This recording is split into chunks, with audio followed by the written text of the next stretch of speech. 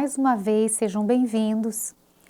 Na aula de hoje estaremos conversando sobre especificamente o nosso sistema de escrita. E para que você pense um pouquinho e reflita comigo sobre esta dificuldade que é apropriar as crianças nas questões referentes a letras, os sons que envolvem a letra, eu queria que você gastasse um tempo brincando comigo aqui, por exemplo, com essa pirâmide com 3 palavras. Coloquei a palavra família, a palavra transporte e a palavra cevada. E usei esse enunciado muito além do babebibobu. Bem, eu não conheço o seu contexto, não sei que maneira você usa para alfabetizar, nem quais são os critérios e métodos que você tem no seu trabalho, mas eu preciso alertá-la de que ensinar a língua baseado em partes da língua, como por exemplo ba, bebi, bobu, que vão preencher palavras como bala, boi, belo, bule e assim por diante, não tem nenhuma identidade com a nossa estrutura real de escrita. E quando você estuda a história da escrita, e nós tivemos a oportunidade de conhecer um pouquinho a história da escrita, nós vemos que um dos elementos básicos que proporcionou a chegada da escrita alfabética foi a descoberta de que letras poderiam ser compatíveis a elementos sonoros da fala. E nesta correspondência entre os elementos que eram ditos pelas pessoas, foi separado e foram feitos critérios dizendo que certos sons da fala necessitam de certas letras para serem representadas. E houve uma equivalência nessa formação entre letras e som. Veremos na aula de hoje que o nosso sistema de escrita, basicamente já falando do nosso alfabeto, não apresenta e não tem uma regularidade constante entre letras e sons. Portanto, quando eu trabalho, por exemplo, a palavra família dentro da visão do babebibobu, eu teria que apresentar, por exemplo, para essa criança a família silábica do fá, fé, fi, fó, fu, de modo que na hora de ler, este pequeno aprendiz ia buscar na sua memória o recurso que a tia ensinou, do fá, fé, fi, fó, fu, da família feliz. Então essa palavra iniciaria com esse pedacinho silábico fá. Para ele se apropriar do outro pedacinho que é mi, dentro da palavra família, ele teria que se recolher uma nova família silábica, que seria então a do mamé, mi, momu. Então ele pegaria esse pedacinho dessa família, que seria mi, e enxertaria naquela da outra família fá, para ficar fami. E para fazer o liá, é provável que ele tivesse já grandes problemas, porque quando ele foi ensinado, ele ia buscar o recurso aonde? Na família lalelilolu. Mas, porém, quando ele está nessa família lalelilolu, não existe a família liá.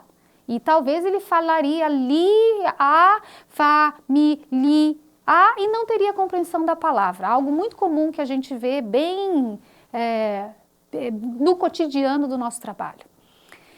Por que eu estou trazendo essas informações e brincando um pouquinho com vocês? Porque estas questões são muito sérias.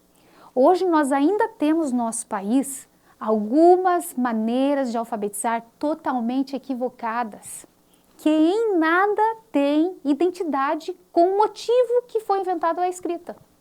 A escrita foi inventada para a comunicação dos homens e na pesquisa delas chegou-se a essa conclusão que esses sons da fala precisavam de símbolos que os representassem e aí foram inventadas letras. E em nenhum momento a escrita alfabética que nós usamos na nossa língua portuguesa tem em seus elementos sílabas. A nossa língua não é silábica, a nossa língua trabalha até a unidade mínima, ela chega até o fonema.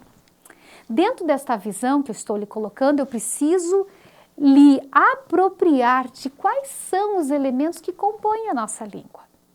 Quais são os fonemas que correspondem a que letras? E é muito provável que ao final dessa aula você tenha algumas surpresas que, apesar de ser um falante, um usuário da língua portuguesa, talvez não conheça em profundidade a relação entre letras e sons.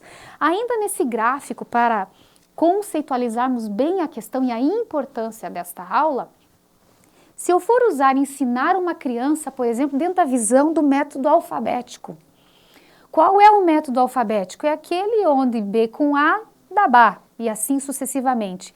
Imagine também a capacidade de cognição e de informação que a criança precisaria dentro dessa visão da metodologia alfabética, que B com A da Bá, que T com A da Tá, que M com E da Me, para ela poder, por exemplo, pesquisar as palavras da palavra transporte.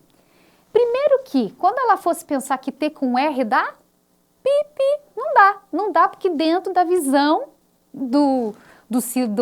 tanto do silábico quanto do alfabético não existe elementos para trabalhar essa relação da palavra transporte. Pensa lá um pouquinho comigo. E questões como essa têm levado milhares de alunos a terem problemas de escrita, muitos deles frequentando clínicas de fonoaudiologia, sem necessidade alguma de estarem lá. Eles não têm problema nenhum. Sabe onde está o problema? O problema está no processo inicial de escrita, usado equivocadamente para apropriá-los sobre a escrita. E que processos são esses? Semelhantes a esses que eu falei, métodos que usam uma simplificação da língua, como se, por exemplo, nossa língua fosse silábica e que silábico fosse uma maneira de se alfabetizar. Métodos que usam o nome das letras, como o método alfabético, que trabalha o B é o nome da letra, B com A da Bá. E em nada este modelo pode ajudá-los a escrever essas palavras, e em grande número de palavras eles não acham uma correspondência. E aí vem aquelas escritas que você já conhece, deficitárias, com lacunas, faltando letras, e a gente fala, poxa, qual é o problema desse menino? Muitas vezes o problema não está no menino, e sim na apropriação, na maneira como trabalharam o menino, na maneira como colocaram a exposição do mundo da escrita para ele. Pensando nisso, eu gostaria de considerar algumas questões com vocês. Primeiro, Ferreiro, nossa famosa Emília Ferreiro, a pessoa que desenvolveu a teoria da psicogênese da língua escrita, ela conceitua que, para compreender e dominar o sistema de escrita alfabético, as crianças precisam, primeiro, entender o que as letras notam, o que elas escrevem. O que essas letras escrevem? Será que elas escrevem elementos que têm a ver com o significado da palavra, por exemplo, ou com a qualidade física da palavra? Ou será que essas letras notam elementos sonoros equivalentes aos sons que falamos? E a criança precisa ainda, dentro desse contexto, entender como que as letras criam essa notação. Além de entender o que elas registram, como que as letras podem, ao passo de ficar uma próximas às outras, formando uma palavra. E para que elas compreendam isso, elas precisam serem bem apropriadas desde o início. Voltando nessa tela, se eu partir da ideia de que métodos como esse podem ajudar nesse processo, com certeza terei grandes dificuldades. Porém, quero mostrar para vocês uma nova proposta. Se você conhecer a estrutura real da língua, e ensinar, por exemplo, para essa criança, trabalhando consciência fonológica, como já vimos aqui, várias possibilidades de trabalho de consciência fonológica, e começar a fazer pesquisa com sonzinhos. E você mostrar para ela que, por exemplo, esta letra F, pertencente à palavra família, tem esse sonzinho.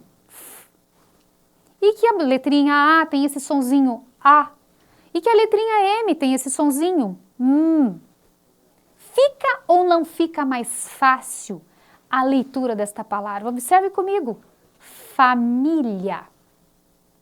Se você ensinar do jeito certo e compreender como se dá a relação entre letras e sons na língua, com certeza o seu trabalho vai ficar mais fácil. Equívocos no ensino da língua. Merrick Sabeson traz a seguinte apropriação sobre equívocos.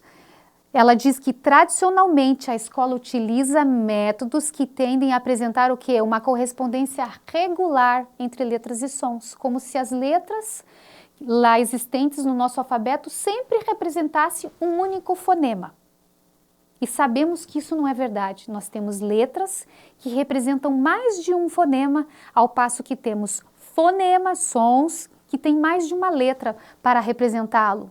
Continuando, outros equívocos sobre o ensino da língua, com a finalidade de facilitar o processo de apresentação da língua, muitos métodos utilizam o quê? Uma hierarquia de apresentação dos elementos da escrita, que do ponto de vista de quem ensina, deve ir do mais simples ao mais complexo. Você já deve ter ouvido falar sobre isso. Porém, tal recorte tende a tornar artificial a língua a ser produzida. Pensa um pouquinho comigo. Se você ensina uma regularidade para as crianças e na hora de separar as letras do abecedário, você já vem com aquele pacote regular e você trabalha o que chamaríamos valor de base da língua, onde, por exemplo, o C da letra C significa, é informado para a criança só com um som, por exemplo. Ou você apropria ela com som de K para fazer cadeira, cabelo, ou você apropria ela com o som de S para fazer Cibele, enfim, assim vai por diante, Cecília e outras coisas mais. Geralmente, nas metodologias tradicionais, esse pacote vem embutido. Já vem uma tabela clássica de exposição aos sons da língua. E é aquilo ali que você tem que ensinar para a criança, porque você julga com isso estar facilitando a apropriação da escrita. E eu pergunto para você, será que você está facilitando ou causando um grande prejuízo para o ensino do seu aluno? Porque mais cedo ou mais tarde ele vai ser exigido a escrever a língua no jeito regular como ela é, com as suas especificidades, com as suas qualidades que fazem parte da escrita, com todos os, inclusive o seu pacote ortográfico. E quando nós apresentamos uma escrita tão minimalista como, por exemplo, Babebi Bobu, e mandamos lá preencher um punhado de palavras, nós não estamos proporcionando a esse aluno conhecer na realidade como funciona o nosso sistema de escrita. Portanto, minhas queridas, precisamos ensinar e ensinar da maneira correta. Mais um equívoco, Cagliari agora diz que, olha, embora a escola se proponha a ensinar a escrita, não explica o que ela é, tampouco como ela funciona. E ele tasca o verbo dizendo, é preciso dizer logo no início o que é a escrita, as maneiras possíveis de escrever, a arbitrariedade dos símbolos, a convencionalidade e as relações variáveis, veja, não estáveis, a língua não é estável. O nosso português não é uma língua regular, ela é irregular. Então, trabalhar relações variáveis entre letras e sons, que permitem, então, enfim, a leitura tão necessária. Então, como funciona o nosso sistema de escrita? Fica aí aguardando, na próxima aula você vai conhecer um pouquinho mais dessa estrutura do nosso sistema de escrita. Até lá!